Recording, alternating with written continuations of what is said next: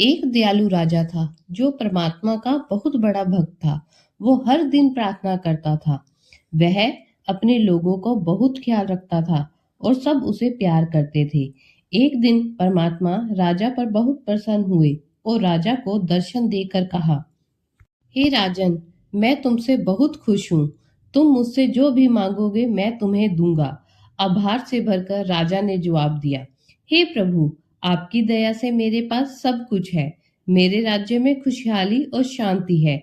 फिर भी मेरी एक इच्छा है। मैं चाहता हूँ कि मेरे लोग भी आपको वैसे ही देखें जैसे मैं इस समय आपको देख रहा हूँ। परमात्मा राजा के भोलेपन पर मुस्कुराए और उसे समझाया कि सबके लिए उनका असली स्वरूप देखना संभव नहीं है। मुझे अफसोस है, लेकिन ऐसा नहीं हो सकता। कुछ और मांगो और वह तुम्हें मिलेगा। लेकिन राजा बार बार विनती करता रहा, क्योंकि वह चाहता था कि उसके लोग भी परमात्मा को उसी तरह देखें जैसे वह देख रहा था। हे प्रभु, मेरी विनती की लाज रखो। आपका दर्शन मेरे लोगों को बेहद खुशी और ज्ञान देगा। राजा के निस्वार्थ भाव और भक्ति को देखकर परमात्मा ने दया से भरकर कहा, ठीक है, कल अपने लोगों को इकट्ठा करके पहाड़ पर ले आना।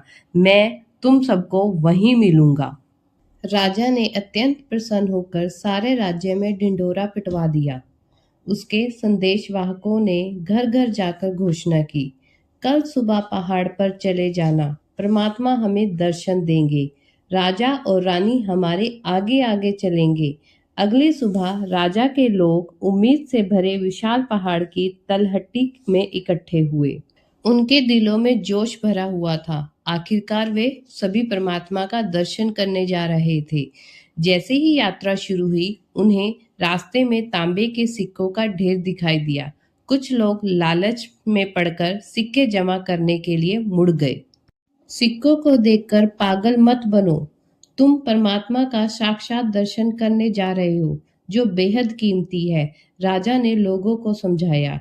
बदकिस्मती से कई लोगों ने राजा के शब्दों पर ध्यान नहीं दिया और तांबे के सिक्के लेकर घर वापस लौट गए। राजा पीछे मुड़ा और देखा कि आधे से ज्यादा लोग भटक गए थे।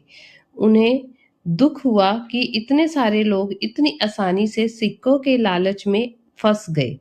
रास्ते पर आगे बढ़ते हुए लोगों को चांदी के सिक्कों का ढेर नजर आया। फिर से कुछ लोगों ने यह सोचकर राजा का साथ छोड़ दिया कि यह सुनहरी मौका फिर नहीं मिलेगा। वे भी इस नई हासिल हुई दौलत को लेकर वापस लौट गए। राजा की उदासी बढ़ गई। उसने एक बार फिर पीछे मुड़कर देखा, अब थोड़े ही लोग रह गए थे। राजा ने अपने मन में सोचा, चलो कम से कम कुछ को तो परमात्मा में विश्वास है, जो सोचते हैं कि उनका दर्शन दुनियावी दौलत से ज्यादा जरूरी है। थोड़ी ही देर में उन्हें सोने के सिक्कों का ढेर नजर आया।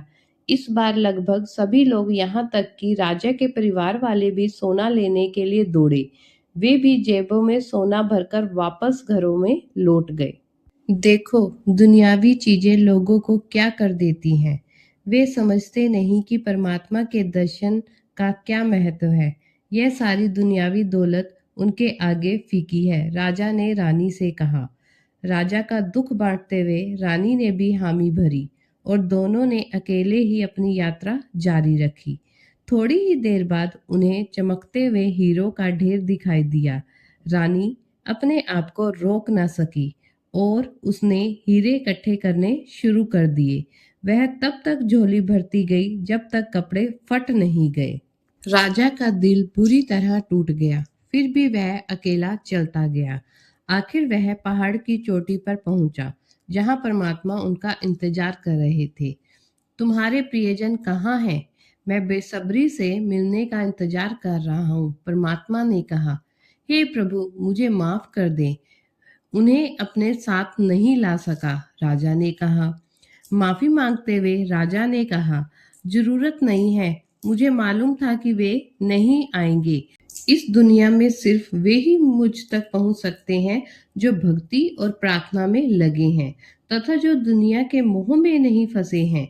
जो दुनियावी चीजों में मुझसे ज्यादा महत्व देते हैं, वे मेरा दर्शन नहीं कर सकते, प्रभु ने उस राजा को समझाया।